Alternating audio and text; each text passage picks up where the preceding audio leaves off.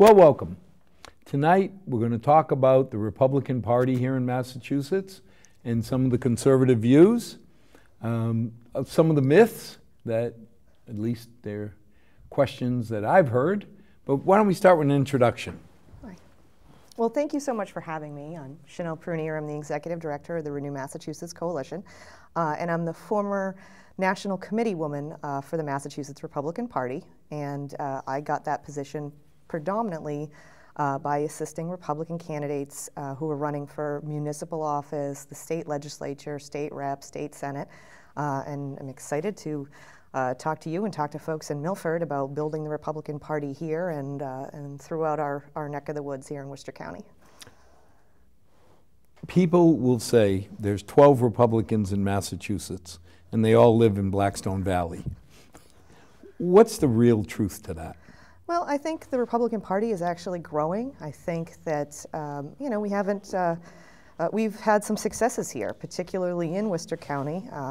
Here in Milford, you have a Republican state senator, Republican office holders for, county seats and things of that nature. And the region regularly votes for Republican, so at the top of the ticket, whether it's Governor Baker or somebody like Scott Brown running for U.S. Senate. And I think this is an area that is ripe for continued growth of conservatism and the Republican Party.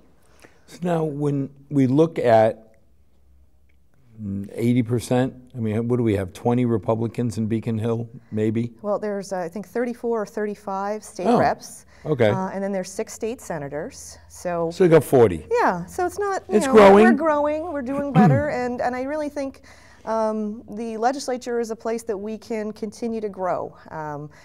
One of the things that we've looked into at the Renew Massachusetts Coalition is the number of Democrats that hold seats in districts that were won by Scott Brown or Charlie Baker, and the numbers are pretty high. If you look at the 160 state representative districts, Charlie Baker won 93 of them.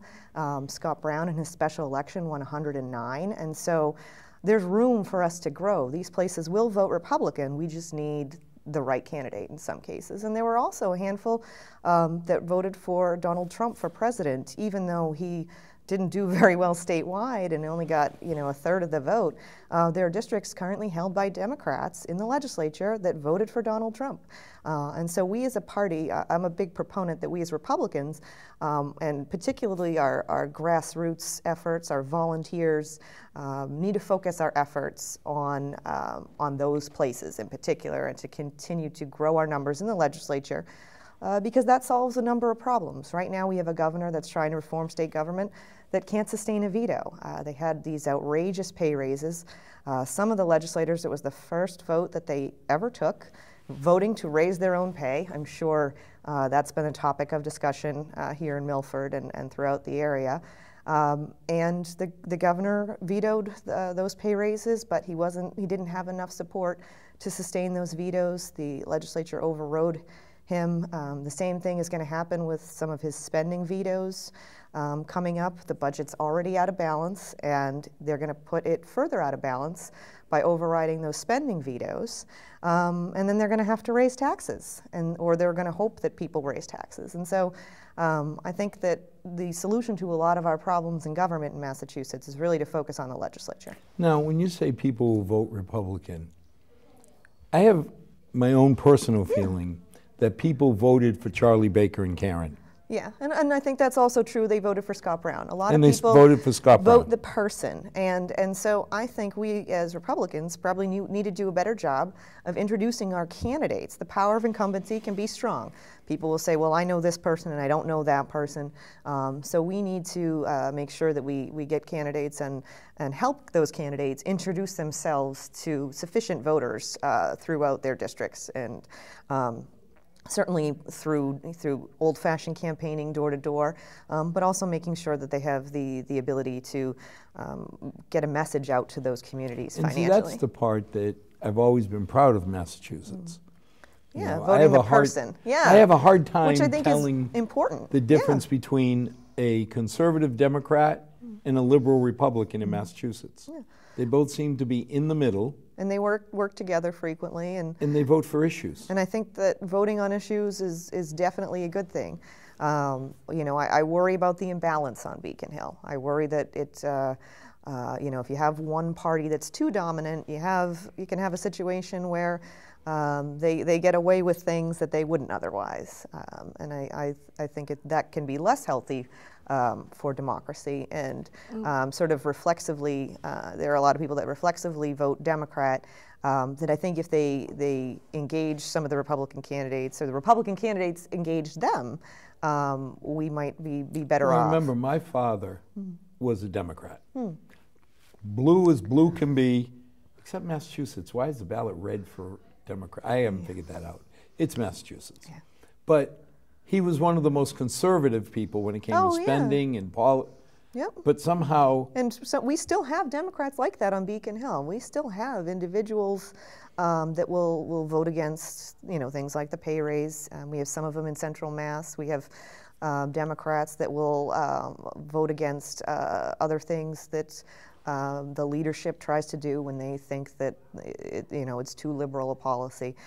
So they're definitely out there. We just need, I think, more Republicans to have Democrats be willing to take those tough votes. The leadership on Beacon Hill rules with an iron fist. They dole out the committee assignments that come out with the extra pay. They dole out the parking spots in the offices, and they, you know, sometimes they push some Democrats that might otherwise be in the middle a little bit more to the left than they would like to go. So Ryan's spot is in Worcester, his parking spot? As they go down the list and they say, those Republican we'll senators. We'll put him out in Shrewsbury. Yeah, yeah, he'll stick him in the basement, as they say, with their offices. But now, the Republican Party, it seems like people don't understand. I mean, people on the far left scare me equally as people on the far right. Anybody who votes dogma really worries me. I want people who think. Yeah, and absolutely. who pick the right solution. And the right candidate. candidate. And so far we've been lucky with our state senators, our state reps. Yeah. Whatever title you put on them. Yeah, and we have a lot of conservative Republicans. We have some moderate Republicans. We have some conservative Democrats. There's a lot of liberal Democrats. But now, the picture of the Republican Party seems confused. Yeah, I think, you know, and I don't want to be that person that once again blames the mainstream media and kind of goes down that old sort of, you know, that road. But I think, you know, like we're going to have... an unbiased source like the New York Times? Yes, I think we unfortunately get an unfair shake sometimes in some media outlets. But I also think that we have some good opportunities coming down the line to really show you know, sort of the full depth and breadth of conservative and moderate Republicans in an opportunity with our U.S. Senate race that's coming up. I think we're going to have a lot of good candidates. Representative Jeff Deal, who serves on Beacon Hill, who has been a leader on fiscal issues in the effort to stop the automatic gas tax increase, and leading that campaign in 2014 to have the people repeal that. You also have Beth Lindstrom, who is very tied in with Governor Romney, and who was Scott Brown's campaign manager during his special election for U.S. Senate in 2010. You have John Kingston, who's kind of a businessman who will self-finance, who's kind of in the mold of Charlie Baker, who's been involved in a lot of political sort of realms, but more as a donor and more nationwide rather than locally here in Massachusetts. And so I think we're going to have a very, very lively U.S. Senate race that will really show the Republican Party is very active and vibrant here in Massachusetts, despite being a blue state. But now you think about, okay, Trump came in, and I don't think anybody believed that he could win. I lost some bets about whether he was going to win the primary. When there were 13 people or whatever it was. Right, when there were 13 people in the primary, I definitely made I did not believe that he was going to be our Republican nominee. But and I would have never believed that a socialist would come up on the other party either. Yeah, I think people really responded to Bernie Sanders' authenticity. I think they felt that Hillary Clinton was not a very authentic human being, and I think that they were a little bit willing to overlook some of the, the policies. See, I think it was all personality. Personality. Because you looked at Bernie, you may disagree with Yeah. a lot or everything he stands for. Right, but you felt like he was honest. You felt like he was authentic. You felt like he was there for the right reasons. They, might not be. Somehow Hillary seemed to follow the book of Richard Milhous. I still believe to this day, if he had gotten up and said, "I blew it, I'm sorry, it was a mistake," he would have finished his term. Just like the thing with the emails. And I really believe if she had gotten up, but I don't think her personality would let her, and just admitted that it was a stupid mistake. Yeah, she's kind of overmanaged and overhandled. And well, but I mean, look what happened to Nixon. It wasn't the burglary as much as how dare you think you're above the law. Right, right. And that was the image I kept getting from her. Like, yeah, of people that said they disliked both candidates, Donald Trump won most of those. By large they disliked margin. him less than they disliked her. They disliked both of them, and at the end of the day, they broke for him. Right. In terms of their voting patterns, and I think that the pundits and the sort of political class and the mainstream media just assumed that everybody was going to break for Hillary, even though they didn't much care for her. But the opposite happened. They went with President Trump. So. And I think a lot of that was just she wasn't likable. Yeah, I think that's important for us as a Republican Party. We need to field more candidates that are likable. You look at some of the individuals that didn't win in the primary that I still think have very bright futures, like Marco Rubio, just a really likable guy. Your own state senator here in Milford, Ryan Fatman, is just incredibly. You meet him and you can't help but like Ryan. And so think about that. Ryan got out. And you could look at his candidate saying he's probably about the most conservative Democrat Ryan could run against. But Ryan got Senator out. Moore was a very conservative Democrat. Well, that was the joke when John Fernandez went up the hill and they said, "How does it feel to be a conservative on Beacon Hill?" And John said, "Conservative? Does that make Dick Moore a Republican?" Yeah, yeah. But it was nice. And I've seen pieces of Ryan that I really like because it's not pure dogma. Yeah, he's thinking really about what's best for our area. Yeah, and what's best for the Commonwealth in general, in addition to right. what's best for the district. But it's not district. just, okay, the Republican Party says tap starboard, so we're going that way. Right, right. And it's funny because, you mentioned Scott Brown. Right. Scott Brown got my vote one day because I had no idea who he was. I was sitting watching a Holy Cross basketball game. And there was this fellow. Did he come shake hands? Yeah. No, he was there because he coached one of the girls on our team. Oh, okay. So he was just there as a spectator, and we were talking to him and the young lady's father, and I walked away saying, that's an even-headed, somebody who I can trust. Yeah. Because I found out who he was, and I like this guy. Yeah. And when you think about Ryan, he got out in front of more people. Oh, yeah, he knocked on a lot of doors. But he got people to understand, hey, I'm level-headed, I can think like you, I'll look out for you. I'll work hard. He proved every day that, how hard he could work and the effort that he put into getting to know everybody in this district. Me. Yeah. And I think we need, a lot more candidates willing to do that. We have, certainly the U.S. Senate race, we're not going to have a lot of door-to-door, but we're going to see a lot of those candidates, at different forums and out at festivals shaking hands and plenty of opportunities to show that they're crisscrossing the state and getting the message out and meeting the voters. But also you see it on, we have special elections coming up where there are primaries, where we have candidates who are going door to door. There's one coming up in the Walpole area where there's 4 Republican candidates, and so whenever anybody says, "Oh, the Republican Party, they don't have anything going on," a 4-way primary for U.S. Senate, a 4-way primary for state Senate. There's 4 Republicans in Walpole? Yeah, well, this is a very conservative state Senate district, and so. As I said, if there are a number of districts that will vote for a Scott Brown or a Charlie Baker. Ryan has one of the more conservative state Senate districts, and this district that includes Walpole is the top 3 or top 4 out of the 40 in terms of the most Republican votes, and so. I think that that's a good opportunity for the Republican Party to pick up a seat.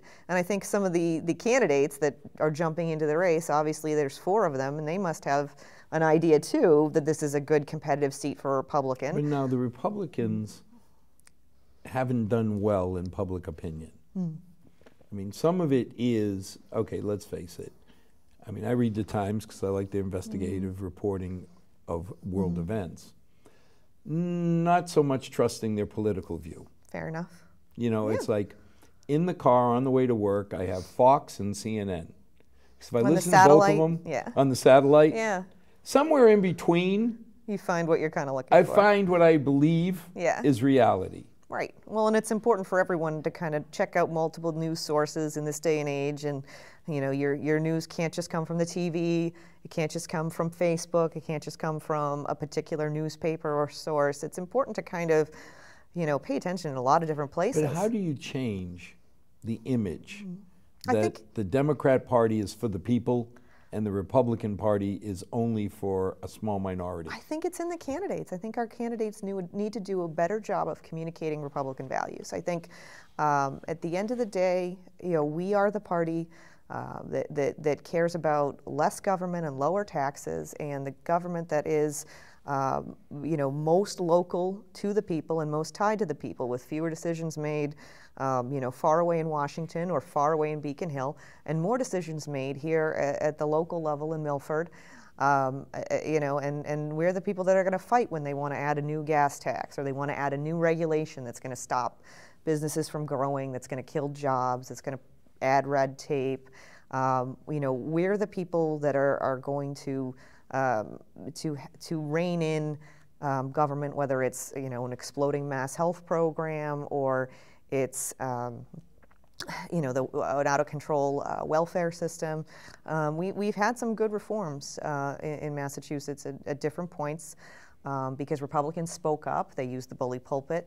I think that we are going to continue to do that, and we need more candidates and more legislators eventually that will help kind of even the playing field and allow a Republican governor, because I think sometimes there's this perception in Massachusetts that, well, okay, we have a Democrat-dominated legislature. If we just have a Republican governor, that will be a check. They'll balance each other out. But unfortunately, it doesn't always work that way, and the lack of Republican legislators can sometimes empower, the Democratic leadership to kind of, say to the governor, well, you don't have enough numbers, you need to do business with us, so you got to move in our direction, when the governor would be better off using the bully pulpit and getting, people out there, to understand what's going on in state government. How do you explain that we have had very popular, I mean, the last election when I saw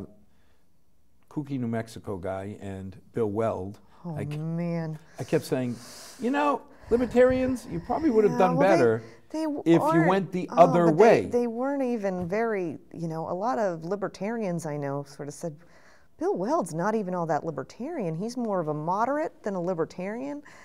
Bill Weld wasn't necessarily a very much a less government guy.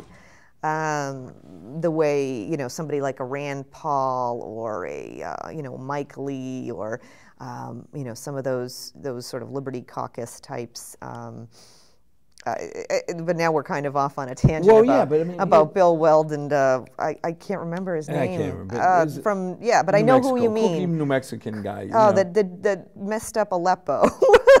don't remember his name. Yes, It's Aleppo. driving me What's nuts. Aleppo? Yes, God bless you. but But realistically, you sit there and you think and you say, we've had very popular, and it wasn't, some people try and rationalize it saying it was an anti-establishment vote. Yeah. Romney, Weld, Charlie Baker. Well, I mean, there's a trend there. Yeah. This is not voting against. Yeah. Well, and I think that there's been a lot of effort by the state Republican Party at every step of the way to win the governor's race. That it really, when I served as national committee woman, one of my big things was, we need to focus on. We need a Republican Party that focuses on all elements of what the party needs to do. It needs to build town committees. It needs to go after county offices. It needs to run candidates for federal offices. It needs to focus on building our numbers in the legislature. It needs to be a source of communication and ideas, Republican and conservative principles. But there's a different view of a lot of people sometimes in the Republican Party that it's all about one office and it's all about the governor's office. And when you have a single-minded focus that your whole objective as an organization is to elect one particular person, that causes a lot of different decisions about how you spend your funds, about what messaging you do, and how you focus your... Does that make it harder for Ryan Fatman I think it does. To win and actually help? I think it does. And I think that's why I've always said that that's the wrong approach, that we need to walk and chew gum. We need to not just focus on the governor's office. We need to be a party that cares as much about Charlie Baker's success as Ryan Fatman's success, and we need to be a party that supports candidates at all levels. But that single-minded focus, I think, is part of the reason that we've had so many Republican governors, is that they learned to do one thing very well, and now it's time to do multiple things very well. And to his credit, Charlie Baker has definitely tried to go out there and help legislative candidates at different points in time. Subsequent to his failed bid in 2010, he helped a lot of candidates in 2012, and then when he was running in 2014, and he came here for Sandra, who ran for state rep in 2016. And so, I'm not saying it's the governor's fault. I'm saying it's the people at the Republican Party that sometimes take this view. Well, what face do you think Massachusetts Republican Party has to present to be better accepted? I think it's Ryan Fatman. I think it's Stephanie Fatman. I think it's Jen Casey. I think it's those people that people actually know that say, we're Republicans. In my district, it's Hannah Kane. I live in Shrewsbury. And so, they need to be the people. It's not all about Donald Trump or Charlie Baker or anyone. The Republican Party is as much represented by Ryan Fatman and Jen Casey as it is, anybody else. And so I think it's important that people see those people as our representatives. And you think about Jen Casey when she first came on the show. I was like, Jen, what is a governor's council? Oh, nobody knows. We have no clue. Yeah, she spent that whole campaign explaining what this is, and it's the same thing with Stephanie. It's relevant. Yeah, with Register of Probate, nobody knows what any of these offices are, and they are a crucial part of our government, and so it's important that we can test these elections as a party, because it's when you don't have contests for all, at all levels, is when you start to have things that go wrong, and that you start to have corrupt people. You read the papers about some problems that they've had in other parts of the state where elected officials are doing all kinds of crazy things, and so Rhode Island. We've been fortunate that we don't have a lot of that in Worcester County. Yeah. I mean, you see a lot more of the press that way about single candidates in Rhode Island than you ever see up here. Yeah. But now, Charlie Baker, has he lived up to his word? On what? I guess there's a lot of... He ran on some pretty strong planks. Well, I think he's tried very hard in a number of different arenas. I think that he has lived up to the ideal of working with the Democrats. I don't think that they always want to meet him halfway, and that's part of the problem. I think that he's tried very hard to fix a very broken MBTA system. I was a little disappointed he didn't push more on the mass health reforms. But let's go there. I mean, I remember Karen coming on the show. As a matter of fact, she was the reason this show got started. Oh, wow. Because after she came on, we started getting more and more inquiries. But they never said they were going to fix this. What I heard him say was, I'm going to do my best to reform the following areas. And I said, that's pretty cool. He's not getting up saying, I can wave a magic wand. Oh yeah, I think as somebody who has served in state government, head of administration and finance, and at an organization like the Pioneer Institute that he worked at, and interacting with government. But he was well known in healthcare. Right, in healthcare, in interactions. Here, in my mind, he has stuck to his. He gets overridden, or he can't override a veto. I really can't blame him for that. No, you can't blame him for the Democrats. Being Democrats. From my perspective, I think part of what you need to do is you need to push a little harder, and you need to be, you need to kind of, I think he starts in the middle with them and says, can you come meet me here? Or if he started a little bit more over here, he would end up with them here. And each side would kind of give a little, and I think he starts a little too close to where he wants to end up, and it's just a negotiating style and tactic. And so, you take something like this Supreme Judicial Court decision that happened recently with immigration, and there was a piece of legislation filed by a number of Republican legislators right out of the gate. Then you have the Democrats on the other side who want to make Massachusetts a sanctuary state, the way we have sanctuary municipalities. And maybe you can explain to an old man, what in all is a sanctuary anything?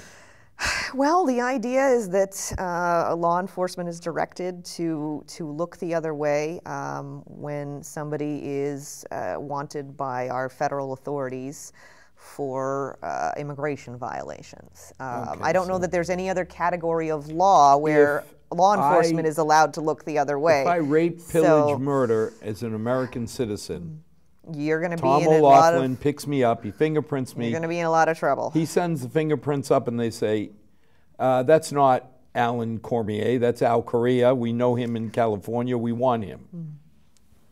But if I'm an immigrant that's not documented, I'm not going to be?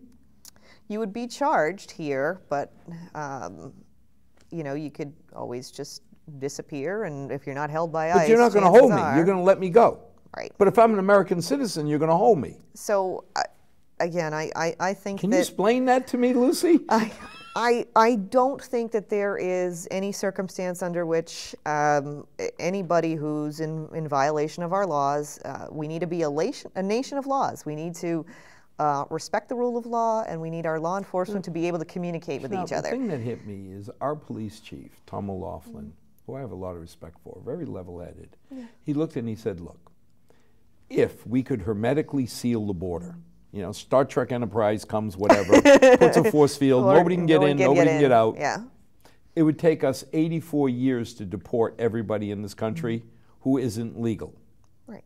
So it's not practical, no matter what you say. Right. It's not practical to deport everybody. Certainly, I don't think anybody is advocating for the search and deportation of everyone. Of everybody. But when somebody commits a crime and they come in contact with law enforcement and they pick them up, they should be... But see, you just said something, commits a crime. Yes. So I invite you into my home, you start breaking my furniture. I think I should have the right to ask you to leave my home.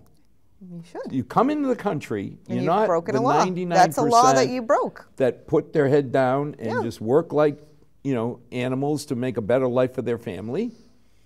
You're the 1% who preys upon them and breaks laws. Why should I have any sympathy? No, just because you're illegal or you're not documented or whatever the politically correct term is. Right. You break the law. I don't understand why I should protect you at all. Again, I'm not sure why anybody who violates our laws should get special treatment by our government and why we should have some laws that it's okay to break and some laws that it's not.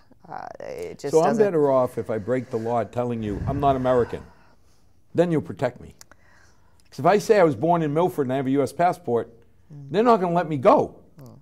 I'm confused, but talk to me about health care. What is going on?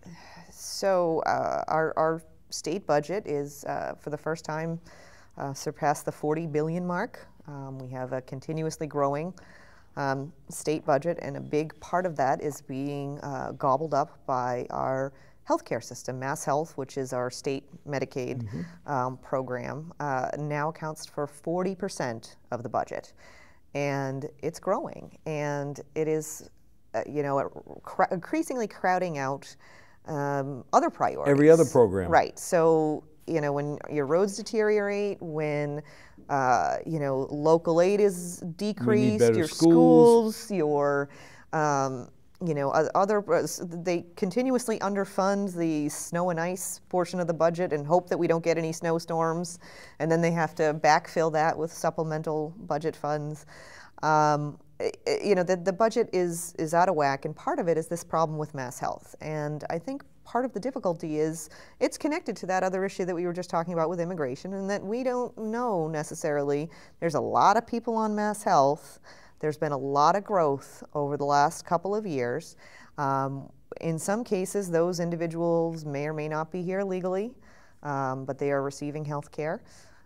It's not something that I think that even the state government has a good handle on, or who these people are. Enrollment increased dramatically over the past several years, but our rate of uninsurance didn't go down. So those people either came from, they weren't uninsured. It wasn't like people that were out there that were uninsured were suddenly receiving health care through Mass Health. So the question is, did they come from another state? Were they illegals that were suddenly added to the system? Or were they lured off of employer-sponsored care? This is the part I'm confused about. You've got people who can get insurance from their employers. Right. And it seems like there's an active movement to say, don't let your employer pay for it. Right. Come on over, to the state, we'll we'll pay do for better. You'll have lower co-pays. You'll have a better drug benefit. It'll cost you less money. But then I increase this. Don't I go back to the employers and say? This is the trouble. Beacon Hill, started to try and fix this problem by saying, okay, for every employee that didn't opt into their employer-sponsored care, not if the employers didn't offer it. We're talking about employers that are doing the right thing. I offer my employees health care. I offer my employees health care. Chanel says, I ain't going to yours, I'm going to Mass Health. Well, and sometimes it's not even going on Mass Health. Sometimes it's I'm going on my spouse's insurance.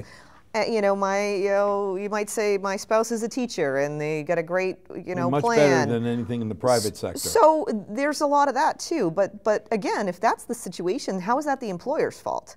How is he or she that's providing a job and trying to grow a business responsible for that person not taking that health care? Then don't I double whammy them? Because not only do I increase the expense, but don't I go back at them and say bad employer? Right, that's what they're doing on Beacon Hill. They're saying, you haven't convinced everybody in your company to take this health care. Some of them have gone on Mass Health, some of them have done this, that, and the other thing. So we're going to penalize you with every person. Not that they're uninsured, penalizing them for every person that didn't That's take not under their insurance. Right, and so it's crazy. They're not at fault. The employer communities, their lobbyists, their groups went nuts and said, you really can't be doing this. You got to find some other solution, and it's all still yet to be worked out. They did change the assessment. Originally, it was going to be $2,000, and then they decided it was going to be less, and it was going to be tied to a freeze with the unemployment insurance rates to help businesses that way, and they were going to do some reforms to move some people from Mass Health to some other kind of care, so they wouldn't lose their insurance, but they would be in a cost containment thing. And I offer the you legislature insurance. just didn't do those things. It's going to cost me 10 to 20 grand. It's expensive. Because if you're an individual, it'll be under 10. If you're a family, it's 18, 20 for a decent plan. And I find out that you're going somewhere else. And I'm going to get dinged 2 grand. Should I complain? I mean, as a citizen, I should. Yeah, well, it's not your fault that they go somewhere else. But I still make out money-wise, right? Because instead of paying 8 or 10 grand for your insurance, I'm paying 2 to not insure you. Yeah. I mean, I remember, well, years ago, there were companies who would pay you $1,500 at the end of the year if you didn't use their health care. Wow. That's not something I'm familiar with. Two companies I know of did it. And the logic was, I'll give you the $1,500. Right. You go somewhere else, you're saving me 8, 10, 15, you know, if it's a family plan. How long ago was this? 4 years? Oh, 5 years? Okay. Not that long ago. Wow. And you sit there and say, okay. Yeah. Now, if I'm an employer and I'm looking at my bottom line for this year, boy, if all I had to pay was even 2 grand for every employee, I'd make out like a bandit. But I'm getting double dipped because now I'm pushing everything towards Mass Health or somewhere else. Right.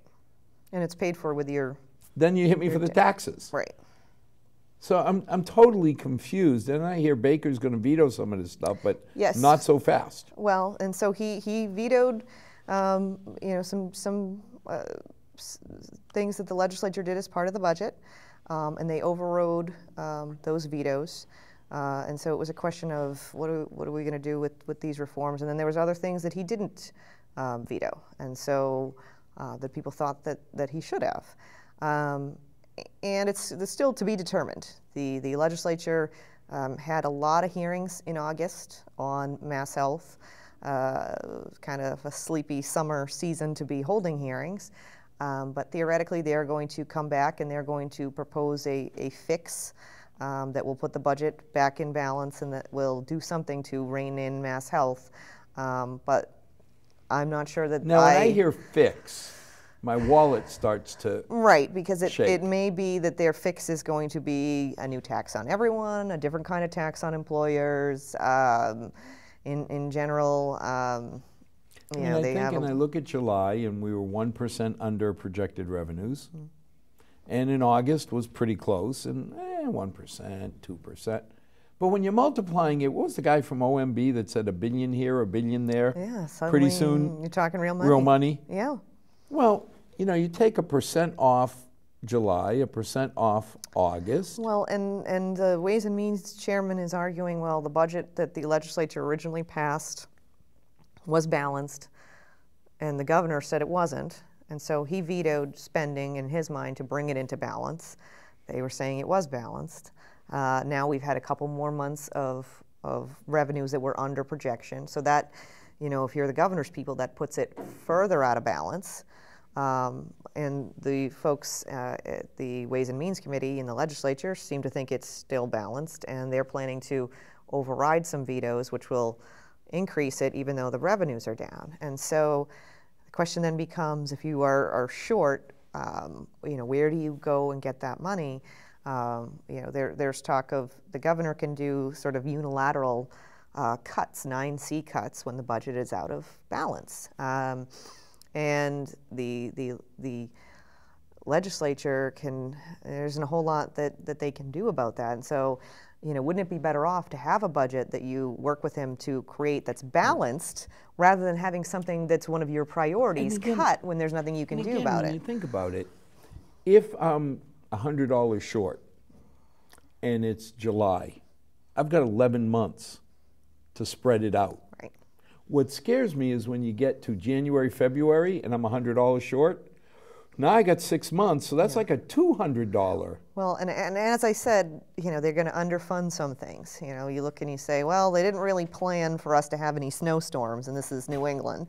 And so you got to sort of say, well, is there enough money in the snow and ice budget? Is there enough money over here? Or, you know, what if Mass Health grows more than expected? I mean, certainly that's a possibility, given, you know. Given the drive to get more people on. Right.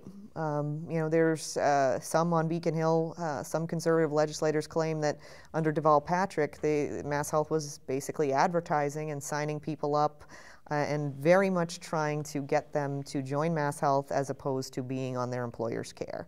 And so when you're directing state funds to go after people that already have health care to move them onto the state health care. Is that really a good use of taxpayer dollars? No, but see, the problem I have is in the abstract. I can say, them there people don't deserve health care. Don't give it to them. Okay. No, I don't then you get a little girl who's sick looking at you, saying, "Mister, please help me."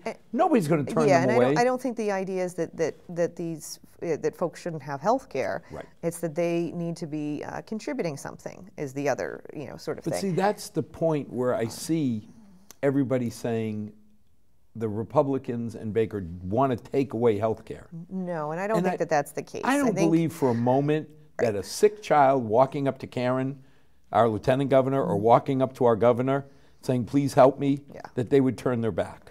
Yeah, no, I don't think that any of our legislators, Republicans, Democrats, what kind nobody of normal wants person would turn their back on people to a sick be person? To be without health care. But I think what they do want is they want people to contribute something toward that health care.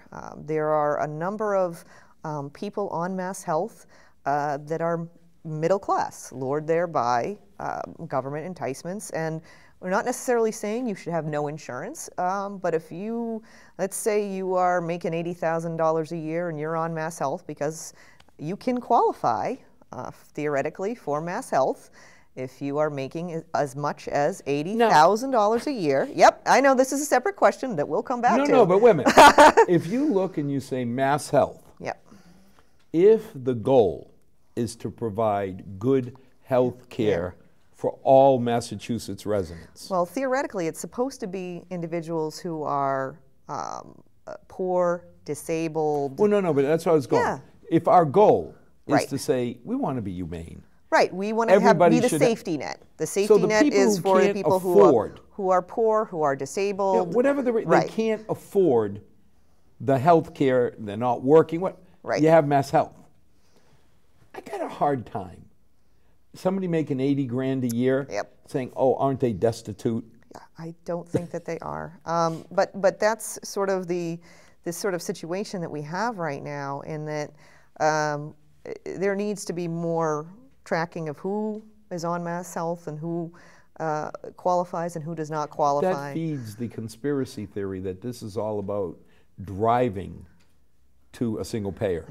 Yeah, and I think that is certainly something that I don't think that the current administration was looking to do, but it may have been that the Democratic legislature and the Democratic governor wanted to have as many people on Mass Health as possible to create a situation. $16 billion a year in Mass Health, pretty soon.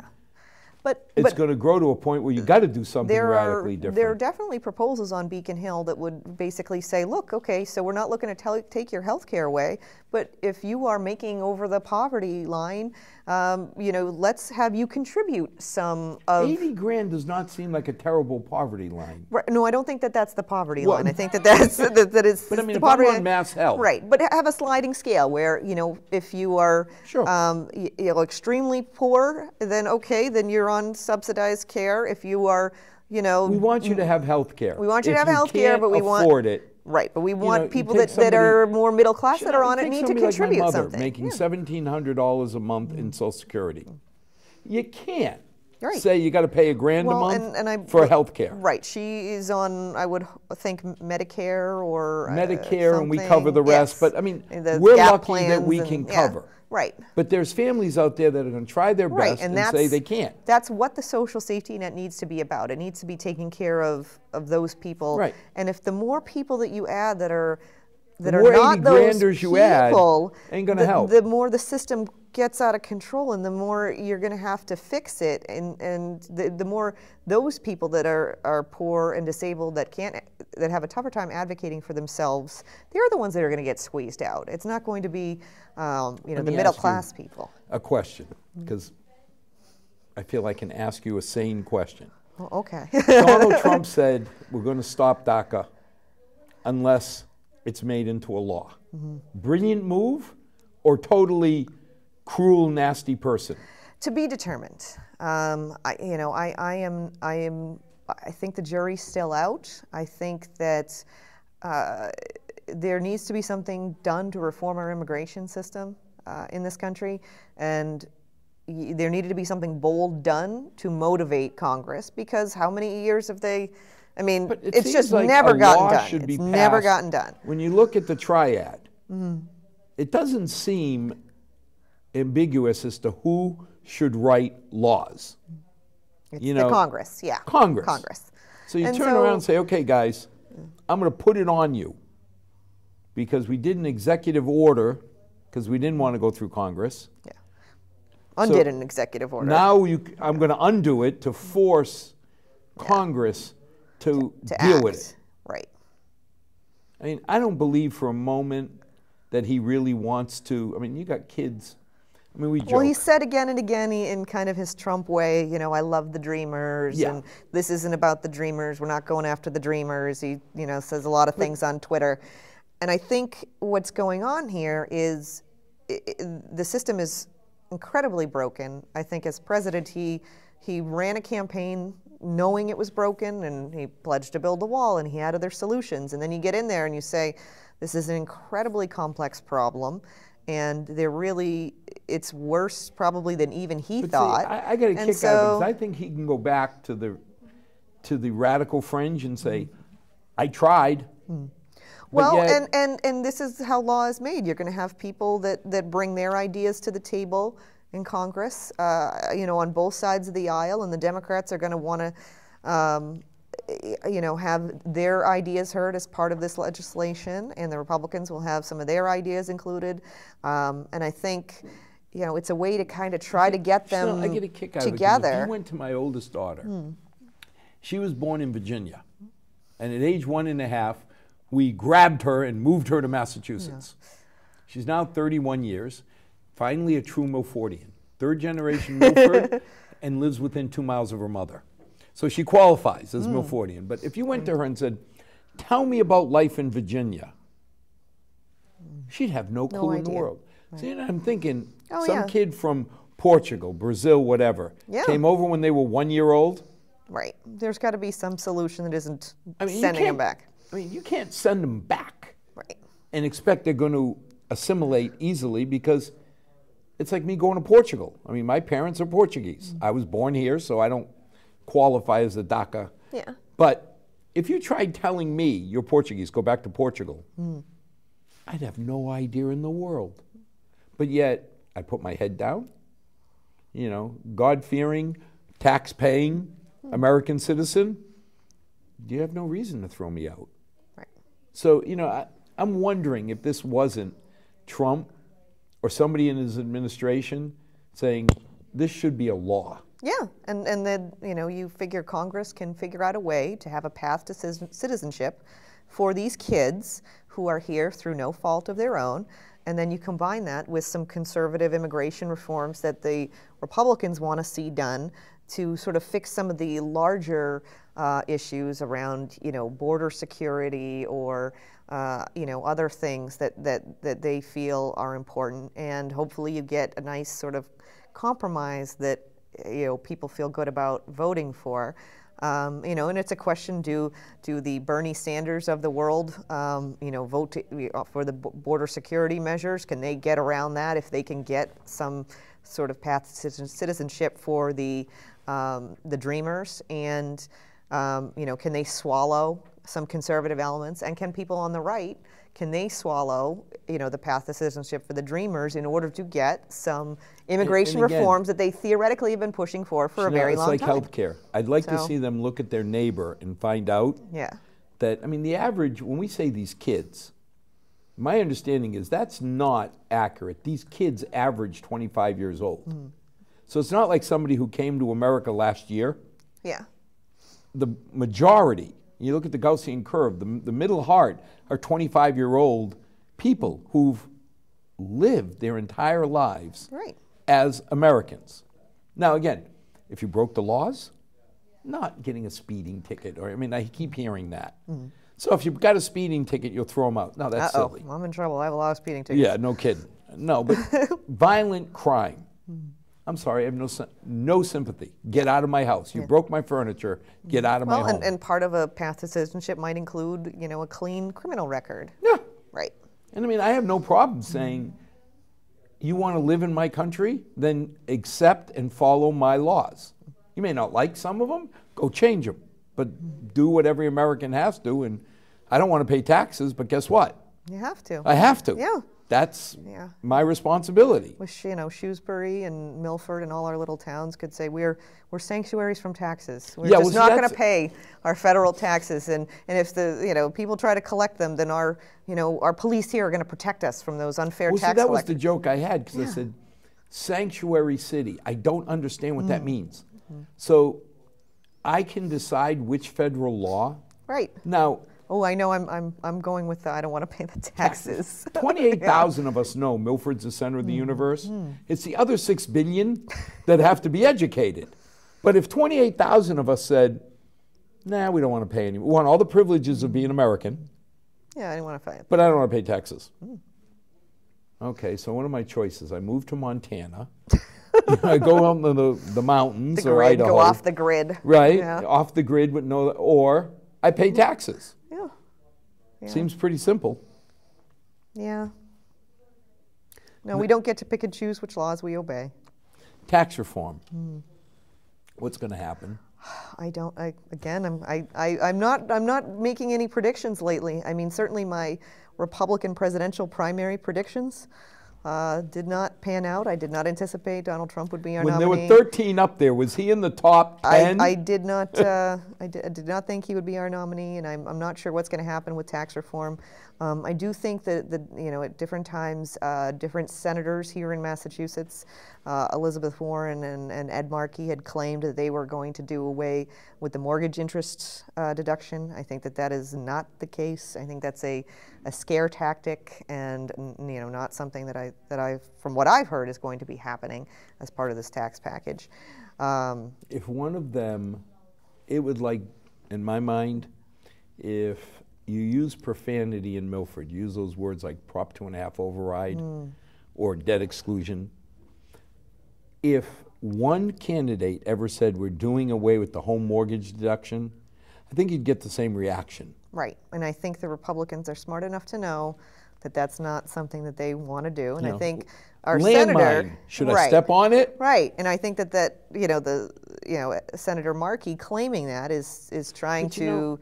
I loved when I heard any tax reform will only help the top 50%. And I'm laughing, saying, the top 50%, that's the majority of the...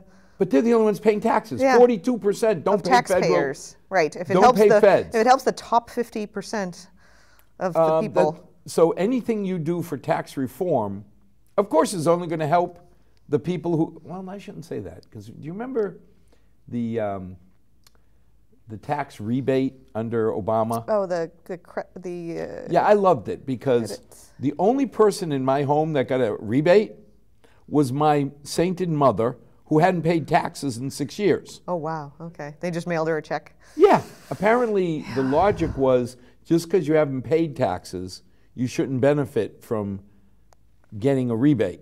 Now, my daughters who pay taxes, didn't get my darling bride, me, no, we got nothing. Yeah, and so I think that their logic had to do with your mom had made purchases throughout the year, and she had paid sales tax and various other taxes. But she doesn't buy anything. I do it all. I understand. I just got a kick. I think that it was, if they had just simply called it instead of a rebate, just a economic stimulus of free money, they would have been more truthful rather than, you're getting your my intelligence, sales tax back. I'm going to feel better than you coming up with this fictitious. Or you could, send them the money and have this say you're going to reduce your sales tax, everyone, or reduce your gasoline tax or whatever, and have it apply equally to everybody if it's really about getting money back for sales taxes that you theoretically wasn't that paid. Maggie Thatcher's line that socialism is wonderful till you run out of other people's money? Yes. Yep. You know, I mean, this is really cool. Yeah. The only person in my house that hasn't paid any taxes is the one or that made gets any the free purchases government money. Got $400 or $500 in the mail. Yeah. I'm like, okay, I just want to understand. Obamonomics. Yes. But there, at least, he came in saying his whole vision was wealth redistribution. Right. At least he was true to that. I never agreed with most of the stuff he did. Yeah. But I could say he was relatively honest that his goal was to move money from one group of people to another. Yeah. You Well, know, and Obamacare is to some extent that as well.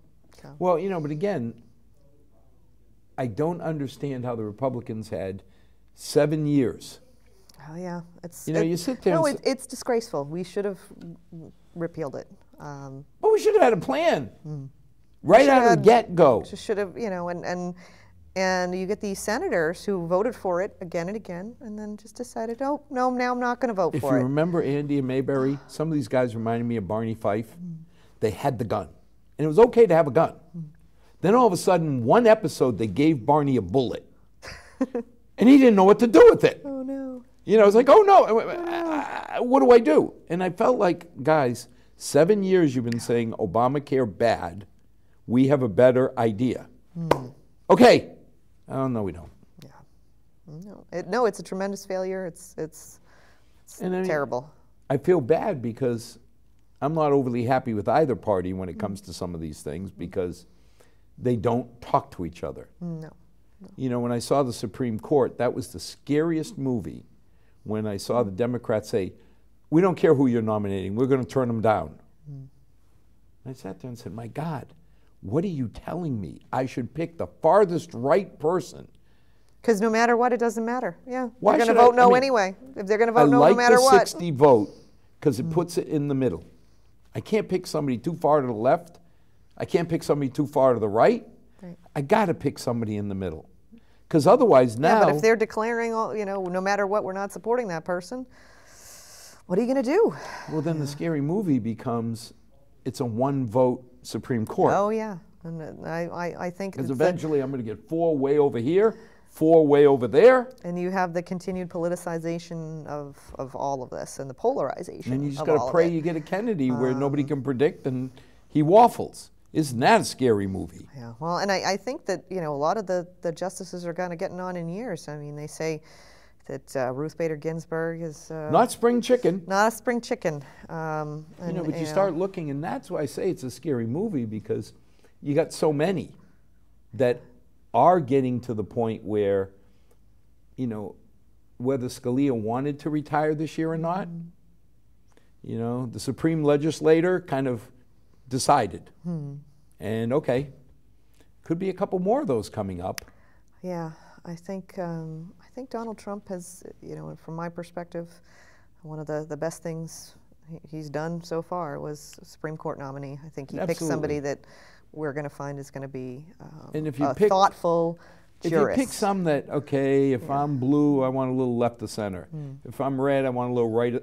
But it's still center cut. Right. I think he's still very much and like I said, you want somebody that is, you know, very distinguished, very well qualified, and that has demonstrated sort of a thoughtfulness about a lot of these things, and a grounding in what is the law, what is it, you know, what does it really mean? I'm not here to rewrite law and to put my own opinion on it, but, you know, this legislative body that passed this is what they wanted, and that's what we're going to go with. So. Well, fascinating. I mean, there's so many myths out there about what all the Democrats stand for, what all the Republicans. I'm proud of Massachusetts that we don't have all the Democrats voting left-wing dogma and all the Republicans voting right-wing dogma, that we've got legislators like we have who think about what's best for Milford, Massachusetts, because that's as far as they can go in our U.S., what's best for the country. And as I've always said, I'll never ask you to vote for any specific candidate, but I'll beg you, become educated. Get to know what the Democratic Party stands for. Get to know what the Republican Party and the Libertarians. Greens, there's Greens Party. But we got 12 Republicans. I think we got 2 or 3 Libertarians. And then vote for somebody who you believe in. But I will beg you, as always, please vote. And as always, to our 6 loyal viewers, thank you for joining. May tomorrow be a better night than tonight, and may God bless. God bless.